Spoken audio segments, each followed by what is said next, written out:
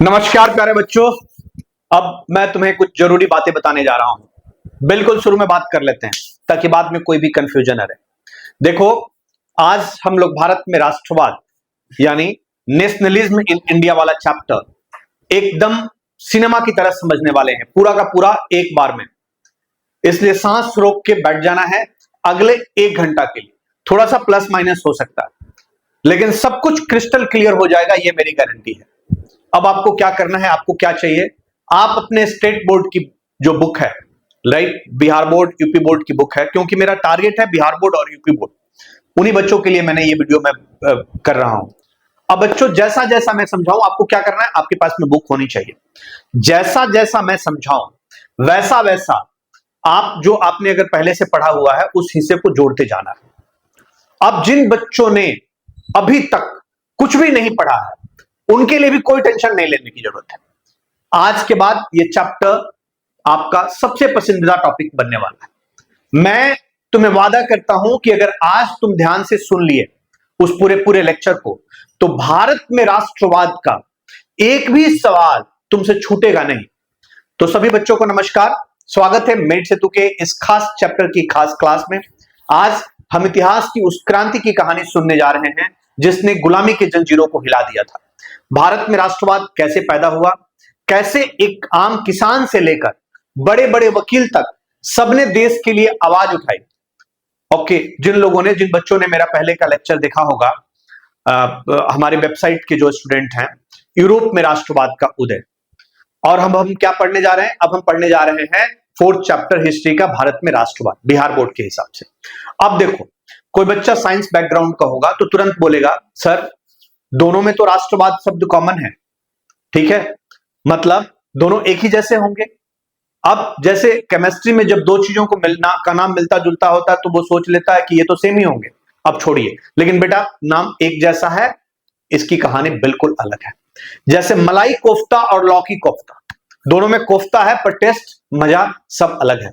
तो बच्चों पहले समझना है हम क्या समझते हैं कि राष्ट्रवाद आखिर है क्या। क्या समझते हैं हम कि राष्ट्रवाद क्या है, राइट, राष्ट्रवाद क्या है, इसको पहले समझ लेते हैं, फिर हम आगे बढ़ेंगे। एक एक चीज को तोड़ के ऐसे मैं आप लोगों के दिमाग में बिठा दूंगा कि आपको कुछ भी रटने की जरूरत नहीं पड़ेगी, और सब कुछ दिमाग के अंदर एक बार जब बैठ जाएगा, आप एग्जाम के अंदर जाओगे, कंसेप्ट क्लियर रहेगा, तो आपको कुछ करने की जरूरत नहीं है। याद किया हुआ तो भूल जाता है, जो मैं पढ़ाऊंगा आप भूलोगे नहीं, फटाफट लिख के आओगे और नंबर पाओगे। तो सबसे पहले हम समझते हैं कि राष्ट्रवाद है क्या, नेशनलिज्म क्या है।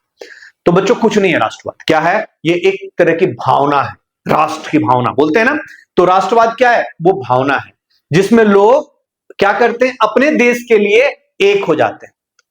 किस चीज के लिए, उसकी आजादी के लिए, उसके डेवलपमेंट यानी विकास के लिए, और उसके रिस्पेक्ट यानी सम्मान के लिए क्या करते हैं, उसके लिए सोचते हैं।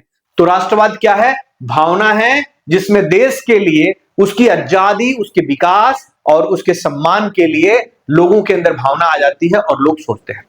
अब समझना इसको साधारण से उदाहरण से, ताकि आपको कभी भी याद भूलो नहीं है। जैसे जब आपके गांव में बिजली नहीं आती है तो सब मिलकर क्या करते हो आप लोग, शिकायत करने जाते हैं कि भाई हमारा हक है, हमें बिजली दो। बस जब वैसे ही जब पूरा देश अपने हक के लिए आवाज उठाए तो वो क्या होता है, वो होता है राष्ट्रवाद। एक बात में क्लियर हो गया, जब पूरा देश, आप लोग जब आप आएगा डिफाइन करने के लिए कि राष्ट्रवाद क्या है, तो आप समझना कि गांव में की कोई इशू होते हैं तो सारे गांव एक साथ इकट्ठा हो जाते हैं। तो जब पूरा का पूरा देश अपने देश के हक के लिए, देश के सम्मान के लिए एक हो जाता है, एक साथ आवाज उठाता है, तो वो क्या होता है, वो होता है राष्ट्रवाद। ठीक है बात। अब बच्चों हमने फर्स्ट चैप्टर में पढ़ा था यूरोप के राष्ट्रवाद की बात की थी, अब हम आज क्या करने वाले, भारत में राष्ट्रवाद। अब इसके फर्क को समझना है।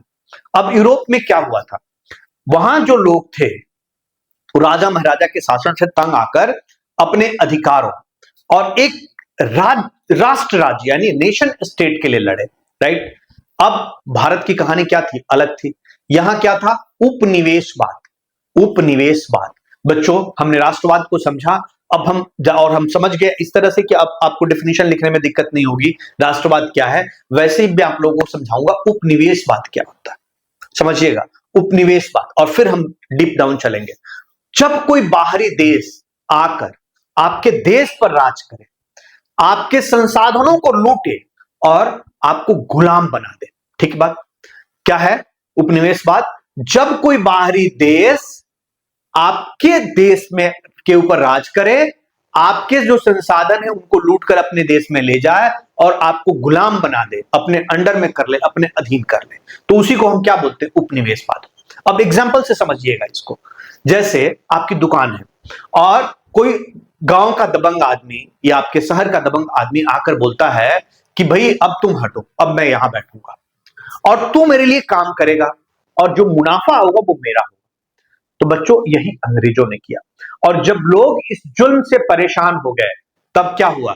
तब शुरू हुआ उपनिवेशवाद विरोधी आंदोलन। मतलब उस कब्जे के खिलाफ एकजुट होकर लोगों ने आवाज उठाई और इसी ने भारत में के अंदर राष्ट्रवाद को जन्म दिया। तो आप समझ गए। अब समझते हैं हम कि राष्ट्रवाद की चिंगारी यानी आखिर गुस्सा भड़का क्यों। ठीक है बात। प्रथम विश्व युद्ध से पहले ही बच्चों भारत के लोगों के अंदर गुस्सा भर चुका था। अब इसके कारण क्या थे समझने की कोशिश करते हैं हम कि इसके अंदर कारण क्या थे। पहले ही लोगों के अंदर गुस्सा भर दिया, मतलब भर चुका था। कब? प्रथम विश्व युद्ध से पहले 1914 से 1918 में क्या हुआ था? प्रथम विश्व युद्ध। ठीक है, लेकिन उससे पहले ही लोगों के अंदर गुस्सा भर चुका था और वो गुस्सा क्या था, उसके रीजन क्या थे, उसको हम क्या कारण थे, राष्ट्रवाद के क्वेश्चन आएगा कि राष्ट्रवाद की चिंगारी कैसे सुलगी थी, क्या क्या रीजन थे, क्यों गुस्सा भड़का था लोगों के अंदर। तो आप समझिएगा, इसको हम देखते हैं। इसके 4 रीजन थे बच्चों। पहला रीजन था राजनीतिक कारण, पॉलिटिकल रीजन। राइट, पहला क्या रीजन था? Political reason. समझने की कोशिश करते हैं हम। पहला रीजन था पॉलिटिकल रीजन। ठीक है, अब इस पॉलिटिकल रीजन के अंदर क्या था? पॉलिटिकल रीजन के अंदर क्या था? पॉलिटिकल रीजन का मतलब क्या था? अंग्रेजों ने पूरे भारत के ऊपर कब्जा तो कर लिया, पर उसके साथ साथ क्या किया? ऐसे कानून बनाए जो भारतीयों को कुचलने के लिए थे। ये क्या क्या कानून थे? Vernacular press act. ये कब लेकर आया था वर्नाकुलर प्रेस एक्ट? ये समझिएगा, ये 1878 में लाया था वर्नाकुलर प्रेस एक्ट, 1878 में। अब इसके अंदर क्या था?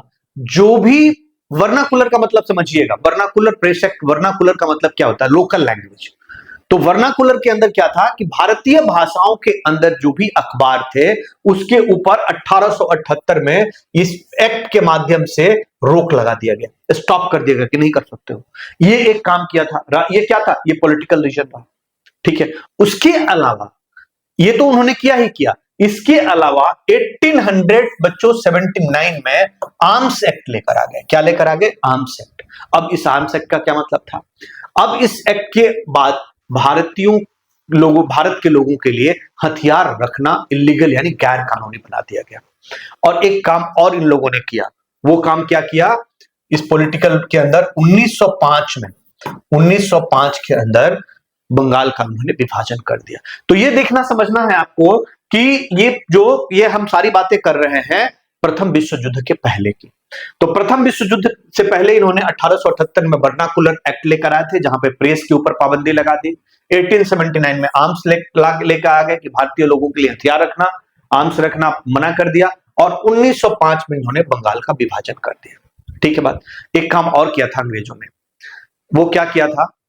रेल और डाक ये अंग्रेजों के द्वारा लाया गया था। और बच्चों ये अंग्रेजों ने ये सब अपने फायदे के लिए बनाया था। लेकिन क्या हुआ इससे क्या हुआ? भारत के लोग एक दूसरे से जुड़ने लगे और लोगों के अंदर क्या हुआ? एकता की भावना बढ़ी। तो ये क्या रीजन था? ये पॉलिटिकल रीजन था। समझ गए आप लोग? हमने वर्नाकुलर प्रेस एक्ट की बात की और हमने आर्म्स एक्ट की बात की, बंगाल का विभाजन। दिस वाज ये राजनीतिक कारण था। अब देखिए आर्थिक कारण। अब आर्थिक कारण का क्या मतलब है? अंग्रेजों ने भारत को आर्थिक रूप से पूरी तरह से निचोड़ लिया। अब उसमें क्या क्या किया उन लोगों ने? उन्होंने किसानों का शोषण किया। किस तरह के तरीके से? किसानों के ऊपर भारी भरकम लगान वसूल करना उन्होंने शुरू किया, टैक्स लगा दिया। और किसानों को जबरदस्ती बोला गया कि आपको नील की खेती करनी है, कपास चंपारण के अंदर नील की खेती करनी, और कपास जैसे फसलें आपको उगानी ही पड़ेगी। और उसका फायदा किसको मिलता था? अंग्रेजों को मिलता था। और क्या दिक्कतें आई? उद्योगों की तबाही हो गई। इंग्लैंड की मशीन से बने सस्ते कपड़े भारत में बेचने शुरू कर दिए गए और भारत में जो कपड़े थे बने हुए उन कपड़ों के ऊपर भारी टैक्स लगा दिया गया, जिससे हमारे भारत के जो बुनकर थे और कारीगर थे वो बेचारे बेरोजगार हो गए। तो आर्थिक रूप से उसका असर पड़ा। तो ये कारण रहा आर्थिक कारण। ठीक है, राजनीतिक कारण हम देखा, आर्थिक कारण देखा। नहीं समझ में आएगा, एक से दो बार वीडियो देख लो कि याद कुछ भी करने की जरूरत नहीं पड़ेगी, दिमाग में बैठ जाए। अगला रीजन क्या रहा? अगला सामाजिक कारण। सामाजिक कारण का क्या मतलब था? सोशल। अंग्रेज लोगों के अंदर सुपीरियरिटी कॉम्प्लेक्स थी, खुद को वो श्रेष्ठ और इंडियन को क्या समझते थे? भारतीयों को नीच समझते थे। ट्रेनों के अंदर, होटलों के अंदर, क्लब के अंदर भारतीय लोगों के साथ बुरा बर्ताव होता था। यहां तक कि सरकारी नौकरियों में भी भारत के लोगों को यानी भारतीयों को ऊंचे पद नहीं दिए जाते थे। सुरेंद्रनाथ बनर्जी जैसे पढ़े लिखे व्यक्ति को भी नौकरी से निकाल दिया गया था। तो ये क्या रीजन रहा? ये किस तरह का रीजन रहा? ये सामाजिक कारण रहा बच्चों, सामाजिक कारण। ठीक है बात, राजनीतिक, आर्थिक, सामाजिक। अब अगला कारण क्या है? अगला धार्मिक कारण। धार्मिक कारण का क्या मतलब? Religious reason. 19वीं सदी में राजा राममोहन राय, स्वामी विवेकानंद और दयानंद सरस्वती जैसे समाज सुधारकों ने भारत के गौरवशाली अतीत को जगाया। उन लोगों ने आत्मसम्मान और एकता की भावना भरी, जिससे राष्ट्रवाद को बल मिला। तो ये बात थी कब की? ये बात थी प्रथम विश्व युद्ध के पहले की। और हमने राजनीतिक कारण देख लिया, आर्थिक कारण। अब आप पॉइंट बना के लिख पाओगे, क्वेश्चन आएगा तो सामाजिक कारण और धार्मिक कारण, ये चार कारण है। ठीक है, अब हम क्या बात करेंगे? अब हम बात करेंगे प्रथम विश्व युद्ध, यानी कब से कब हुआ था? 1914 से 1918 के बीच पर। अब इसका क्या असर हुआ भारत के राष्ट्रवाद के ऊपर? अब आप लोगों को ध्यान से सुनना है बच्चों। अगर आप लोगों को ये मेरी जो टेक्निक है पढ़ाने की ये समझ आ रही है और आपको ऐसा लग रहा है कि आज तक किसी किताब या किसी टीचर ने इतनी क्लैरिटी से नहीं समझाई है, तो बच्चों मैं रिक्वेस्ट करूंगा कि आप लोग मेरिट सेतु ऐप डाउनलोड कीजिए और यह मेरिट सेतु ऐप के साथ साथ मेरिट सेतु हमारे ये जो चैनल है जिस पर आप वीडियो देख रहे हैं इसको एक बार सब्सक्राइब कर लीजिए। अब ध्यान से सुनिए, जब प्रथम विश्व युद्ध शुरू हुआ तो ब्रिटेन को लड़ाई लड़ने के लिए क्या चाहिए था? कोई भी देश जब लड़ाई लड़ेगा तो उसको क्या चाहिएगा? सबसे पहले पैसा चाहिए। ठीक है, आप उसके बाद क्या चाहिए? उसके बाद सैनिक चाहिए होंगे और क्या चाहिए होगा? दूसरे रिसोर्सेज, संसाधन चाहिए होगी। एक जगह से दूसरे जगह ले जाने के लिए सैनिकों के लिए संसाधन चाहिए होगा, हथियार की जरूरत पड़ेगी। ठीक है, फिर हथियार कहां से खरीदोगे? आप पैसे से हथियार खरीदोगे। तो पैसा, सैनिक और संसाधन। अब ये सब कहां से लाएंगे अंग्रेज? ये सब भारत से मिलेगा। तो इसका 1914 से 1918 तक जब प्रथम विश्व युद्ध हुआ था, इसका क्या क्या असर हुआ था भारत के ऊपर, अब हम लोग देख लेते हैं। राइट, इसके असर देख लेते हैं। अब इसमें क्या हुआ? पैसे की लूट, टैक्स का आतंक। ये क्या चीज था? युद्ध के खर्चा के लिए पैसा लेना है तो क्या करो? पैसा कहां से आएगा? भारत के लोगों के ऊपर, भारत के ऊपर भारी टैक्स लाद दिया। पहली बार इनकम टैक्स अंग्रेजों के द्वारा प्रथम विश्व युद्ध के दरमियान लाया गया था। ये बहुत इंपॉर्टेंट है, ये क्वेश्चन बहुत इंपॉर्टेंट है। कब इनकम टैक्स लाया गया था भारत में? सबसे पहले अंग्रेजों के द्वारा प्रथम विश्व युद्ध के दरमियान लाया गया था। तो पैसा के लिए उन लोगों ने क्या किया? उन लोगों ने टैक्स लगाया। क्या चाहिए होगा? किसी देश को अगर लड़ाई लड़ना है तो पैसा चाहिए होगा। उसके बाद क्या चाहिए होगा? उसके बाद फौज के लिए जवान चाहिए होंगे और रिसोर्सेज चाहिए होगी। ठीक है बात। तो पैसा के लिए कहां से? इंडिया के ऊपर टैक्स लगा दिया उन लोगों ने। अब और क्या चीज हुआ? कीमतों में आग लग गई। ठीक बात है, कीमतों में क्या लग गया? आग लग गई। अब कीमतों में आग, इससे क्या हुआ? टैक्स जब बढ़ा तो खाने पीने की चीजें क्या हुई? दुगुनी तिगुनी हो गई। आम लोग केवल खाना खाने तक को मुहताज हो गए। ठीक है बात। ये प्रथम विश्व युद्ध का असर था भारत के ऊपर। और फिर उसके बाद उन लोगों को सैनिक चाहिए थे, तो सैनिक के लिए क्या करेंगे? उन्होंने क्या कर दिया शुरू? जबरन भर्ती शुरू कर दिया। गांव के बेटे छीन लिए गए। ठीक है बात। गांव से नौजवानों को जबरदस्ती अंग्रेज फौज में भर्ती किया गया और उनको क्या किया गया? लड़ने के लिए भेज दिया गया। इसके साथ साथ अगला जो बात हुआ, भुखमरी और महामारी। ठीक है, इसमें क्या हुआ? ये पूरी तरह से तबाही का दौर था।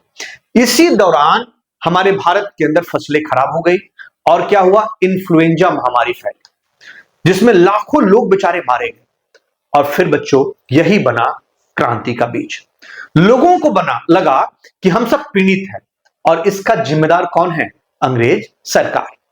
और फिर क्या होता है? फिर होता है महात्मा गांधी का आगमन और फिर होता है सत्याग्रह का रास्ता शुरू। ठीक इसी माहौल में बच्चों जनवरी 1915 में, कब, साल की शुरुआत में ही, कब, 1914 में शुरू हुआ था क्या प्रथम विश्व युद्ध? ध्यान से समझना, याद रखने के लिए मैं बता रहा हूं। 1914 से 1918 तक चला था प्रथम विश्व युद्ध, और ठीक उसके प्रथम विश्व युद्ध 1914 में हुआ था। 1915 में जनवरी में कौन आ रहा है? कौन आ रहा है? आ रहे हैं महात्मा गांधी। ठीक है, कौन आ रहा है? जनवरी 1915 में महात्मा गांधी दक्षिण अफ्रीका में थे, तो दक्षिण अफ्रीका को छोड़कर कहां आ गए? भारत लौट गए। और वो कोई सूटकेस नहीं लेकर आए, बल्कि लाए एक नई सोच, एक नया हथियार, और उस हथियार का क्या नाम था? सत्याग्रह। अब बच्चों हम लोग समझ लेते हैं सत्याग्रह का मतलब क्या होता है। सत्याग्रह का मतलब समझते हैं, सत्याग्रह का मतलब क्या है। ठीक है, एक ऐसा आंदोलन, समझिएगा डेफिनेशन को, एक ऐसा आंदोलन जिसमें भी कोई हिंसा नहीं हो, सत्य के साथ आग्रह कर रहे हैं, कोई गाली नहीं, सिर्फ सच और अहिंसा के जरिए क्या करना है? अत्याचार का विरोध करना है। कौन कर रहा था अत्याचार? अंग्रेज कर रहे थे अत्याचार, राइट। एक ऐसा आंदोलन जिसमें कोई हिंसा नहीं, कोई गाली नहीं, सिर्फ सच और अहिंसा के जरिए अत्याचार का विरोध। अब इस चीज को एग्जाम्पल से समझिएगा। मान लो कोई तुमसे हर दिन बदतमीजी करता और एक दिन तुम उसे बिना लड़ाई किए सिर्फ शांति से बोल देते हो कि मैं तुझसे नफरत नहीं करता हूं, पर जो तू कर रहा है वो गलत है और मैं उसके खिलाफ खड़ा हूं, तो सामने वाले के जमीन पर चोट लगती है। और यही था गांधी जी का तरीका। तो बच्चों गांधी जी के जो शुरुआती सत्याग्रह थे, उन्होंने सीधा कोई बड़ा आंदोलन शुरू नहीं किया था। पहले उन्होंने क्या किया था? उन्होंने 3 छोटे छोटे ऐतिहासिक आंदोलन किए थे। कितने किए थे? 3 छोटे छोटे। कब आए थे गांधी जी हमारे यहां भारत में? जनवरी 1915 में। और प्रथम विश्व युद्ध 1914 से 1918 में हुआ था। ठीक है बात। अब जनवरी में तो वो आ गए, तो उसके बाद उन्होंने छोटे छोटे शुरू किए। कब शुरू किए? क्या शुरू किया था हम लोग देख लेते हैं एक मिनट के अंदर। ये क्या था? चंपारण सत्याग्रह। चंपारण सत्याग्रह बिहार में हुआ था। बिहार में चंपारण है 1917 में। ठीक है, उसके बाद हुआ था खेड़ा सत्याग्रह गुजरात में 1917 में, और ठीक उसके 1 साल के बाद अहमदाबाद मिल मजदूर आंदोलन हुआ था गुजरात में 1918 में। अब हम इसकी बात कर लेते हैं। चंपारण सत्याग्रह में क्या हुआ था? किसानों को जबरन जो बोला जाता था कि आपको क्या करना है, आपको खेती करनी है, आपको नील की खेती करनी है, उससे क्या किया गया? उससे मुक्ति दिलाई गई। और खेड़ा सत्याग्रह में क्या हुआ था 1917 में? जो किया गया उसमें फसल बर्बाद होने पर किसानों के लोन को माफ करवाया गया। ठीक है बच्चों, खेड़ा सत्याग्रह में फसल बर्बाद हो गई थी, किसानों से बोला जाता है अब तुम्हें टैक्स देना पड़ेगा, जहां से मर्जी वहां से दो, उसको माफ करवाया गया। और अहमदाबाद मिल मजदूर, इसमें क्या किया गया? मिल मजदूरों को उनकी तनख्वाह में 35% की बढ़ोतरी दिलवाई गई। तो 1917 के अंदर 2 आंदोलन, 1918 में एक आंदोलन। ये बहुत इंपॉर्टेंट है, ये जो छोटे छोटे आंदोलन शुरू किए, चंपारण और खेड़ा सत्याग्रह, चंपारण सत्याग्रह, खेड़ा सत्याग्रह और अहमदाबाद मिल मजदूर आंदोलन। ये कब हुआ था? ये हुआ था बच्चों 1918 में। तो उसमें क्या किया गया था? मिल मजदूर की तनख्वाह को 35% की बढ़ोतरी दिलवाई गई थी इस आंदोलन के द्वारा।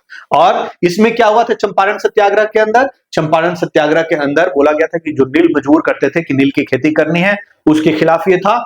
और खेड़ा सत्याग्रह में क्या था? यहां पे खेड़ा सत्याग्रह के अंदर क्या किया गया? यहां पर जो बोला जाता था कि किसानों को नहीं, आपको देना ही देना है टैक्स, तो उस चीज को के खिलाफ ये था और उसमें जीत मिली थी।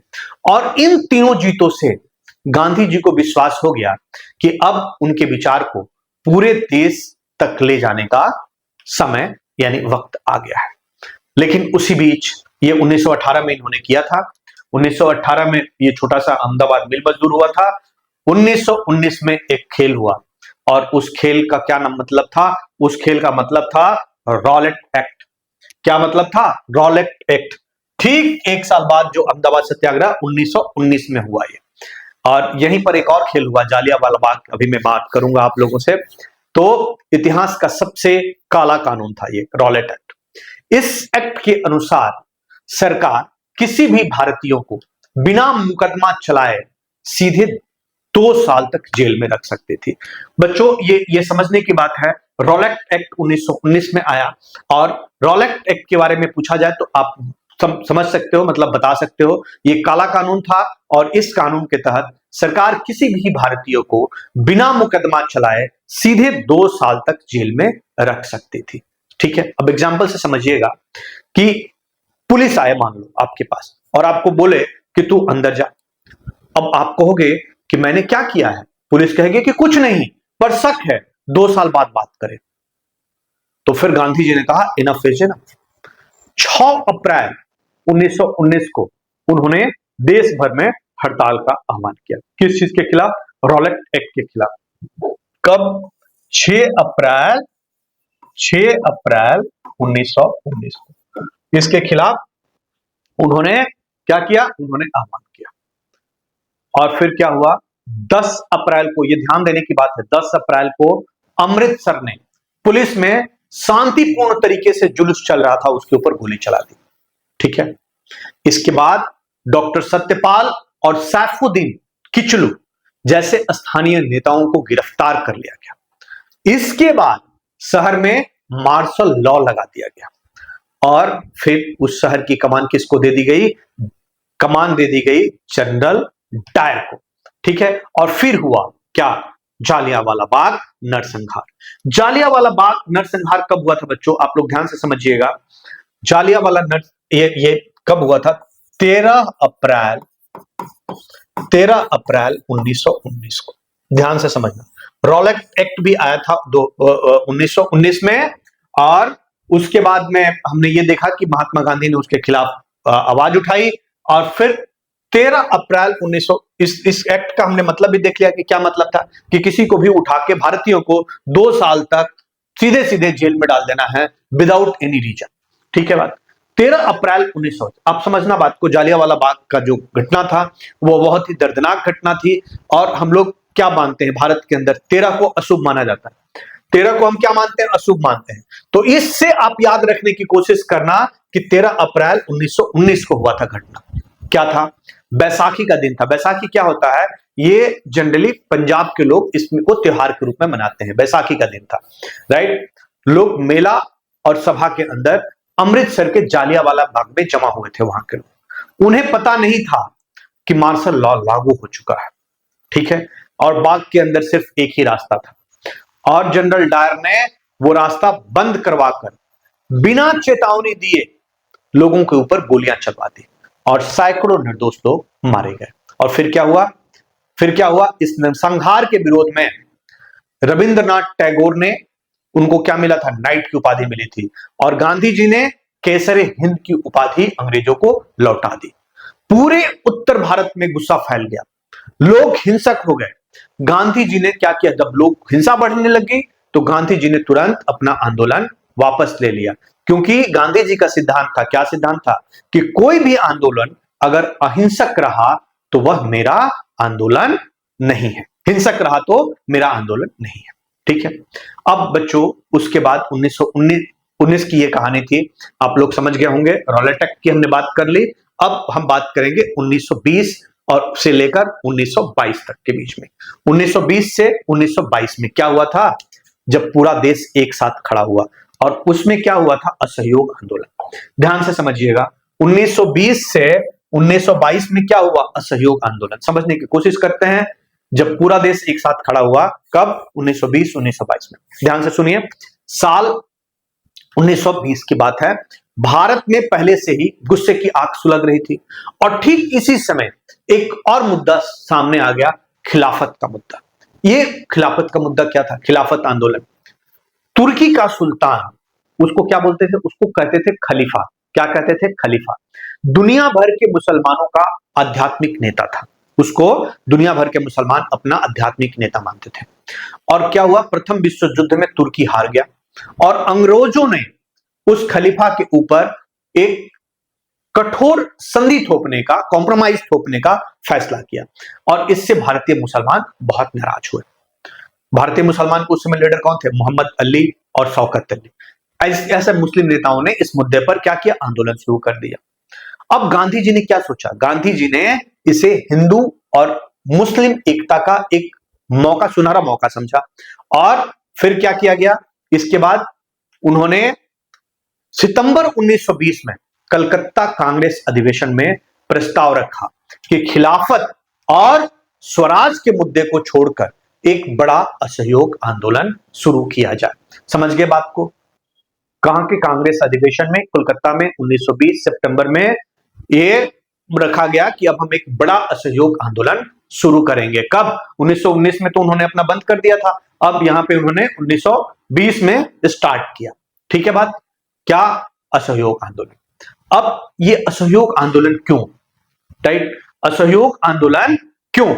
अब बच्चों, गांधी जी ने एक अपनी किताब लिखी थी और उस किताब का क्या नाम था? उस किताब का नाम था हिंद स्वराज। कब लिखा था? 1909 में लिखा था, पहले ही लिख लिया था। उसमें क्या लिखा था उन्होंने कि ब्रिटिश शासन भारतीयों के सहयोग से ही चल रहा है, अगर हम सहयोग करना बंद कर दें तो यह शासन 1 साल में ढह जाएगा। ठीक है बात? दिसंबर 1920 में नागपुर में अधिवेशन हुआ। सितंबर 2020 में शुरू हुआ कलकत्ता अधिवेशन में यह निर्णय लिया गया कि हम सहयोग आंदोलन करेंगे।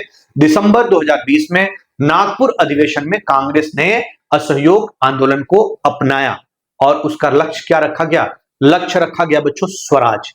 क्या रखा गया लक्ष्य? स्वराज। अब असहयोग आंदोलन को चलाया कैसे गया, किस तरीके से चलाया गया? इसमें क्या हुआ? शहरों में आंदोलन हुआ। राइट, किसने भाग लिया? मीडियम जो लेवल के लोग थे, मध्यम वर्ग के लोग, यानी पढ़े लिखे लोग, शिक्षक, वकील, विद्यार्थी। अब क्या क्या काम किया गया? स्कूल और कॉलेज को छोड़ दिए गए। वकीलों ने केस लड़ना बंद कर दिया। विदेशी कपड़ों की होली जलाई गई और शराब की दुकानों का घेराव किया गया। दिक्कत क्या हुई? खादी महंगी थी और भारतीय जो स्कूल थे और कॉलेज थे वो कम थे, इसलिए धीरे धीरे लोग वापस सरकारी संस्थानों में लौटने लग गए। उसके बाद क्या किया गया? गांवों और किसानों का विद्रोह शुरू हो गया। अभी अवध है यूपी के अंदर, बाबा रामचंद्र के नेतृत्व में, रामचंद्र याद रखना आप लोग, वहीं पर अवध से ही रामचंद्र भी आए थे। तो बाबा रामचंद्र के नेतृत्व में किसानों ने जमींदारों और तालुकदारों के खिलाफ आंदोलन किया। उनकी क्या मांग थी? उनकी मांग थी कि लगान जो है वो कम हो और बेगारी यानी मुफ्त मजदूरी खत्म की जाए। अब इसमें एक और चीज हुआ, आंध्र प्रदेश की गुड़ेम पहाड़ियां, उसके अंदर क्या था? अल्लूरी सीताराम राजू के नाम से आदिवासियों ने गुरिल्ला युद्ध छेड़ा, क्योंकि अंग्रेजों ने उन्हें जंगल में जाने से रोक दिया था। राजू गांधी जी से प्रेरित थे, पर उन्हें लगता था कि स्वराज बल प्रयोग से ही मिलेगा। ठीक है बात? उसके बाद क्या किया गया? उसके बाद चाय बगानों में के अंदर भी स्वराज, असम का संघर्ष। इसमें क्या हुआ? बगान मजदूरों को बगानों से बाहर निकलने की इजाजत नहीं थी। जब उन्होंने असहयोग आंदोलन के बारे में सुना तो वे घर भागने लगे, पर रास्ते में ही पकड़कर उन लोगों को बुरी तरह पीटा गया। ठीक है बात? यहां तक तो समझ गए। अब समझने की बात है कि आंदोलन का अंत कैसे हुआ। तो बच्चों, चौरी चौरा की घटना कब हुई थी? 5 फरवरी 1922 को उत्तर प्रदेश के चौरी चौरा के अंदर एक शांतिपूर्ण जुलूस पर पुलिस ने हमला किया। गुस्साई भीड़ ने पुलिस थाने में आग लगा दिया और जिसके अंदर 22 पुलिसकर्मी मारे गए। इस हिंसा से दुखी होकर गांधी जी ने 12 फरवरी 1922 को आंदोलन को वापस ले लिया। समझ गए बात को? चौरी चौरा कांड के बाद से, जिसमें पुलिस मारे गए थे, 1922 में उसे वापस ले लिया। ठीक है बात? ठीक है, फरवरी 1922 को वापस ले लिया। अब इसके बाद हम थोड़ा सा आगे बढ़ते हैं और हम देखते हैं इसके बाद क्या हुआ। इसके बाद आया सविनय अवज्ञा की तरफ हम लोग चलेंगे। एक मतलब अब नए नए आंदोलन की तैयारी हुई और बहुत कुछ चेंजेज आए। कब से कब? 1922 से लेकर 1930 के बीच में। ठीक है, सविनय अवज्ञा। अब इसको समझने की कोशिश करेंगे हम लोग। इसमें सविनय अवज्ञा के अंदर क्या क्या हुआ, एक एक चीज। राइट, कब से कब तक का हम पीरियड बात करेंगे? 1922 से 1930 तक के पीरियड की हम लोग बात करेंगे। इसमें क्या हुआ? स्वराज पार्टी का गठन हुआ कब? 1923 में। इसको समझिएगा कि क्या हुआ था। जब 1922 में आंदोलन वापस हुआ तो CR दास और मोतीलाल नेहरू, इन जैसे नेताओं ने कहा कि अब हमें काउंसिल यानी विधानसभा में घुसकर सरकार का विरोध करना चाहिए, और इसलिए उन्होंने कांग्रेस के अंदर ही क्या किया? स्वराज पार्टी बनाई। और फिर क्या हुआ? 1923 की बात हो गई। अभी उसके बाद क्या हुआ था? साइमन कमीशन का भी विरोध किया गया 1928 में। ठीक है, उसके अंदर इसमें क्या हुआ, अंग्रेज सरकार ने भारत में संवैधानिक सुधारों की समीक्षा के लिए सर जॉन साइमन की अध्यक्षता में, उनके लीडरशिप में एक आयोग भेजा जिसमें एक भी भारतीय नहीं था। पूरे देश के अंदर साइमन वापस जाओ, साइमन गो बैक के नारे लगे और इसी विरोध प्रदर्शन में लाठी चार्ज से घायल होने के बाद लाला लाजपत राय की क्या हुआ, मृत्यु हो गई और इससे लोगों के अंदर गुस्सा और बढ़ गया। ठीक है, बात यहां तक समझ गए। उसके बाद क्या हुआ, उसके बाद शुरू हुआ पूर्ण स्वराज की मांग 1929 के अंदर। अब ये क्या था बच्चों, कांग्रेस के युवा नेता, उस समय युवा थे कौन, लाल बहादुर शास्त्री, जवाहरलाल नेहरू और सुभाष चंद्र बोस। वो क्या चाहते थे, अब पूरी आजादी चाहते थे। दिसंबर 1929 में लाहौर में कांग्रेस के अधिवेशन में, उस समय इंडिया पाकिस्तान एक साथ था, तो लाहौर में हुआ था 1929 में कांग्रेस का अधिवेशन, राइट। तो कांग्रेस के अधिवेशन में पूर्ण स्वराज का प्रस्ताव पारित किया गया और यह तय हुआ कि 26 जनवरी 1930 को स्वतंत्रता दिवस मनाया जाएगा। 26 जनवरी 1930 याद रखने की बात है। ठीक है बात। अब इसके अलावा और क्या हुआ, और घटना घटी, नमक यात्रा हुआ और सविनय अवज्ञा आंदोलन। अब जो कहानी शुरू हो रही है वो इतिहास की सबसे असाधारण यात्रा है।